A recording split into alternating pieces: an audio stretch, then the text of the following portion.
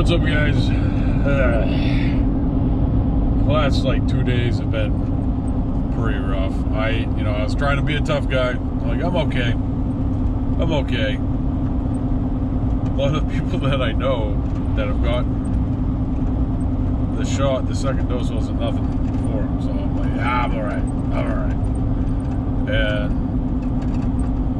truth be told, I really wasn't all right. I wasn't feeling great. I felt pretty crappy the last 2 days, and I've been trying to go to the shop, and I've been trying to get stuff done, and I've been not getting a whole lot of anything done. I do something for 15 minutes, and then I sit down.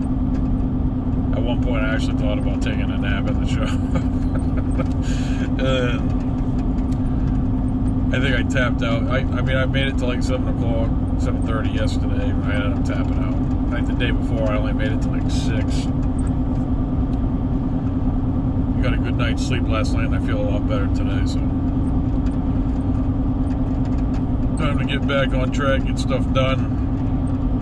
I'd like to get to a place where we're getting this stuff wrapped up, or at least slowly the front of the store is at least getting to a place where it's presentable.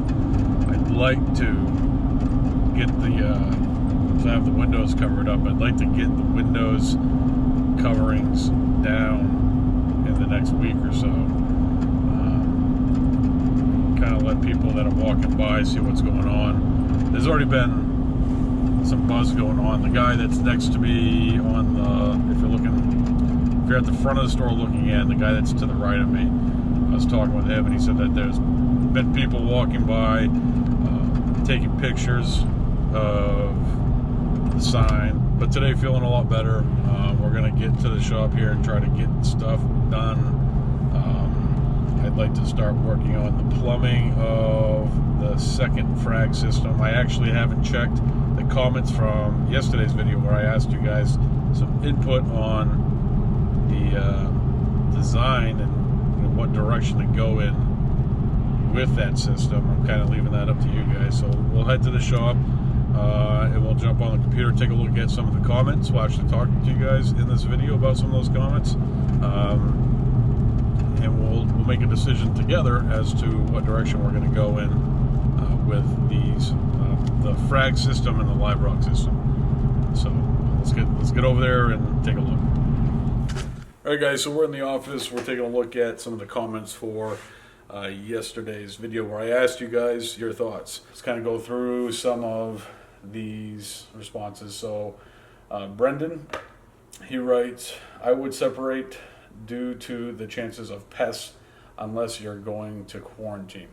Yeah, that's not going to be the case with that one because if I do maricultured corals in one system and then live rock in the other system, it's probably even though that I'm going to dip corals that I receive, also I'm not going to quarantine live rock.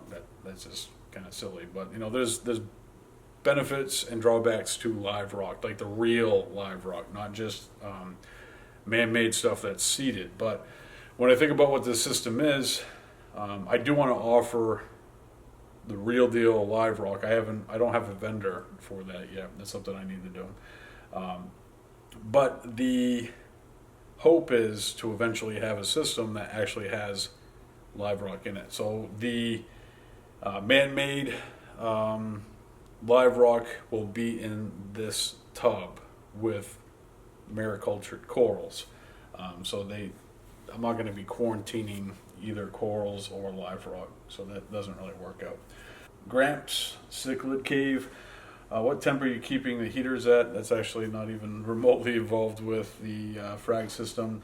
They're mostly set at 78 degrees. There's some variation. I actually don't have heaters going in the top tanks, and the fish that I've put up in those top tanks are fish that don't require heat as much.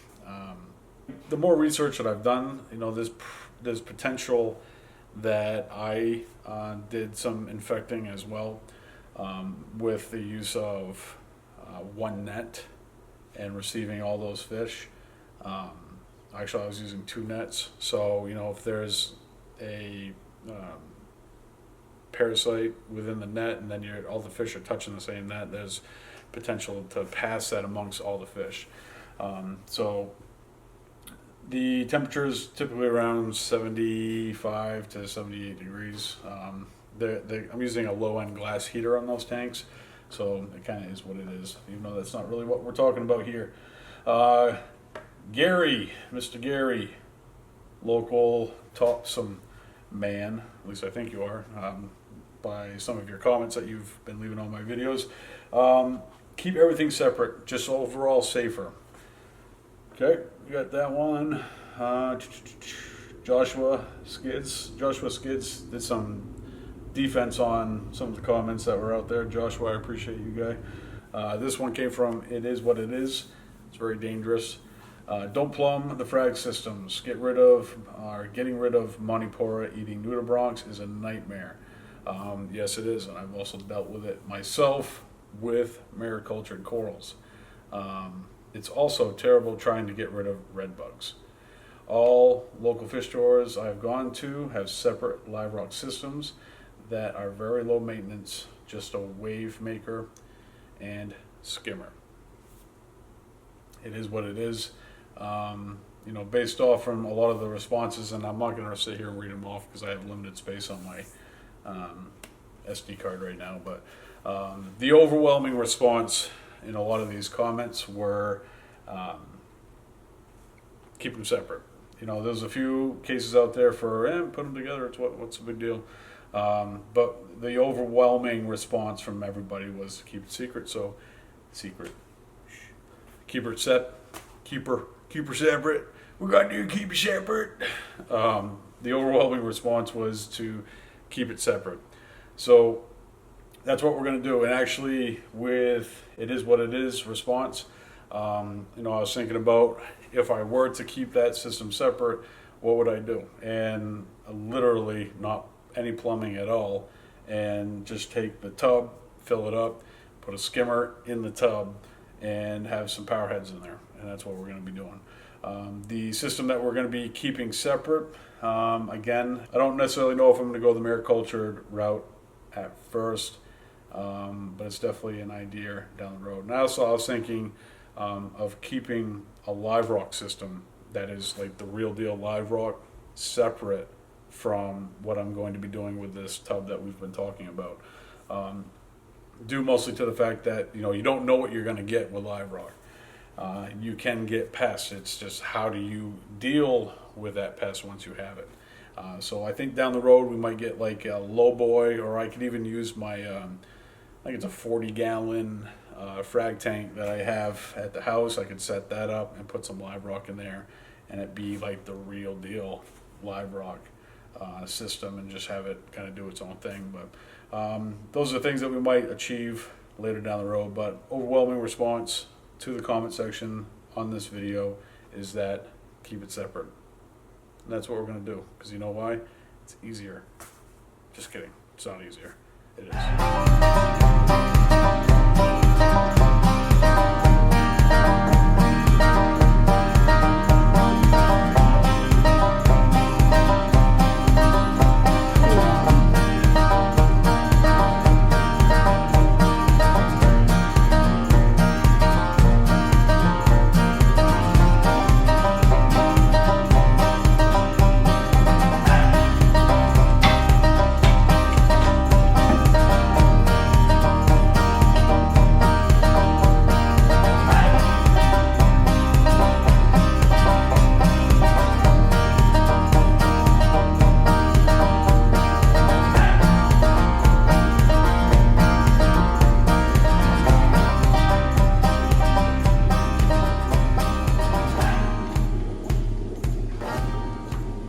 So the way that I built these hangers, I put a nut on both sides. So there's a nut on this side, and then there's a nut on the top.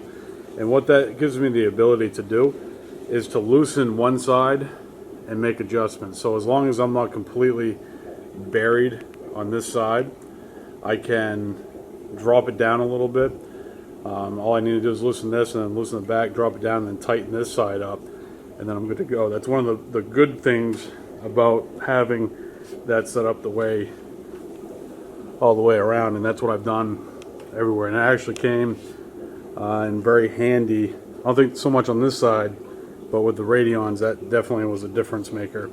And this is rugged. This is gonna hold a crap ton of weight. All right, change of plans. So we didn't end up using those hangers at all. The ones that I ended up building for the Radions, I was able to get that on that one that I had a hard time with, but we just used the hanging kit that was with it because it was a little too close to water level. I think in like a personal frag tank that would probably have been ideal, but where this is in the show up, I kind of want it higher so it isn't really easy to reach. But we got it on there. I just need to make some adjustments on like the pinpoint where it's hanging. Cut those guys. So we got the lights up and on, hooked up to a timer. Happy with the level.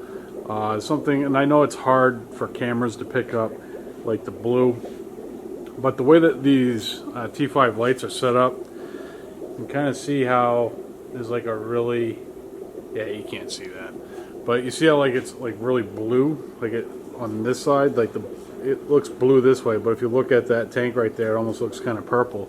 So I have two different lights in there. I have the actinic, no, blue plus and purple plus in there, and once you go to this side, it's not so blue, which is really interesting. The camera's doing an okay job of picking that up. I've never had these lights in an area with a lot of space, so I've never noticed that before. But what I think I'm going to do is I'm going to flip the lights and kind of see it there. So I got blue plus, purple plus, blue plus, purple plus. What I'm going to do is I'm going to take this purple plus and swap it out for this blue plus, so it's blended a little bit better, because it's kind of really weird to look at it from this side and it's very purple, and then look at it from this side and it's very blue. Kind of weird, but I'm going to turn off the power to it and then swap those two lights on the inside out, and hopefully that will help with the blending a little bit. Alright, so I got up there and I swapped out the lights, and it's blending way better. It looks a lot better too. So there's the tank, and I made the accident of, well, it wasn't an accident, just wasn't thinking through it, of putting the tanks in before swapping the lights out. So it gave me an opportunity to deal with something the way that I'm going to have to deal with maintenance above the tank, and that is this extension plank. So this guy can, I think, can go up to 13 feet, and it holds my tail up. So I was able to get up there with the two ladders. Basically fix the lighting, which took me a couple tries because these aquatic life lights, if you don't plug them in correctly, they won't work. So you have to get the right plug on the end to the other end to complete the circuit so the lights work. But just that little bit of mixing, you know, putting the purple plus on the inside and the blue plus on the outside, made the spectrum of the tank look a lot better, and actually a little bit closer to what the Radions are. It's a little bit different of a light. It's a little bit, I think if I put, you know, just blue plus in there, it'd probably be a little bit more in competition with the Radions, at least the way that I have those set up. I think those are running the AB plan, but pretty similar. Just it's a little bit warmer of a color with that purple plus. Now the one benefit to a T5 light is a T5 light is very balanced. It's not like a hot spot what you get with a Radion, which the Gen 5s have kind of, you know, made changes to make that work. So you have like, it's a little bit brighter. You can kind of see that in the middle as opposed to the ends, where over here, even with a 4-foot setup, the light is even all the way through. Actually, you only get a little bit of that dimming on the ends because it is a 4-foot setup. So that's one of the benefits of T5 lighting. It's much more balanced. But so we got the lights up there, ready to rock and roll. We tried out our new plank. Now it's time to plumb this bad boy, which I don't think is going to take as long as it did with the other setup. The only thing is I'm going to be operating around that because I wanted to make sure that that was watertight prior to actually installing all this. So I'm going to have to cover that up because basically what I'm going to do is I'm going to drill. My drains are going to be on this end.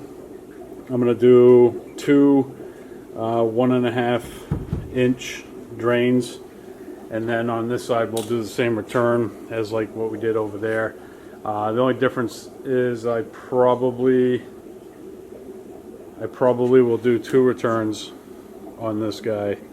Well, I don't know, we'll see how it goes. Maybe I'll just do the one and maybe we'll put a power head in here or something, because you're only going to get so much flow out of those anyway, so it's just kind of a waste of pipe at a certain point. But this is a stronger pump I'm putting on this side.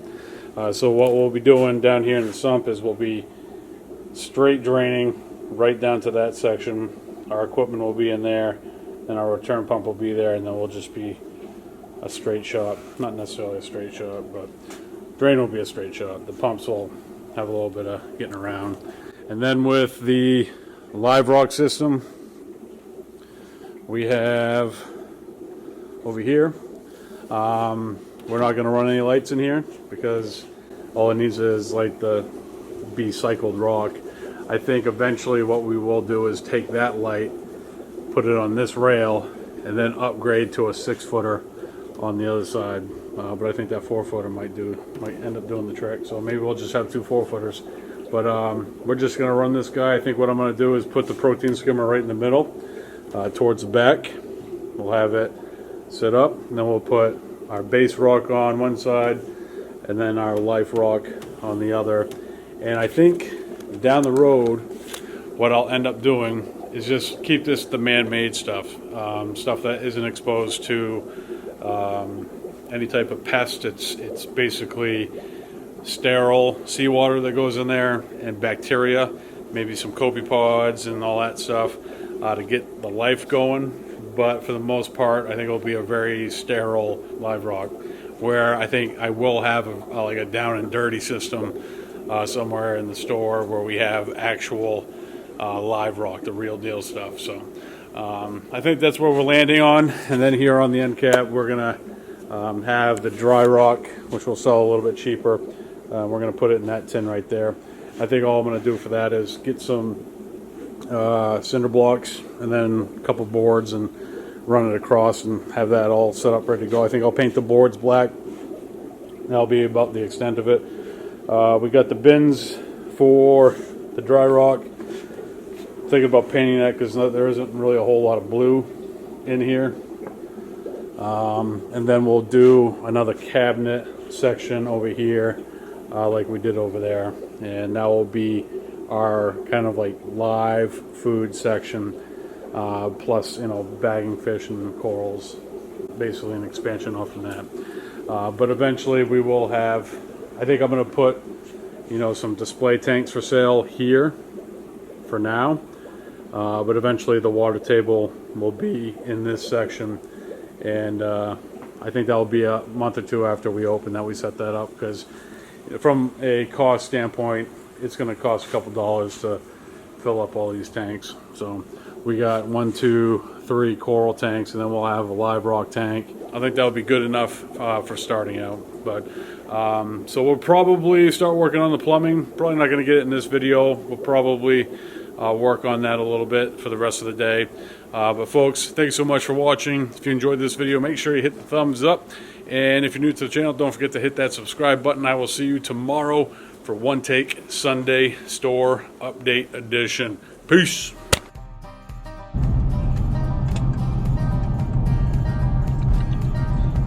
Pecan.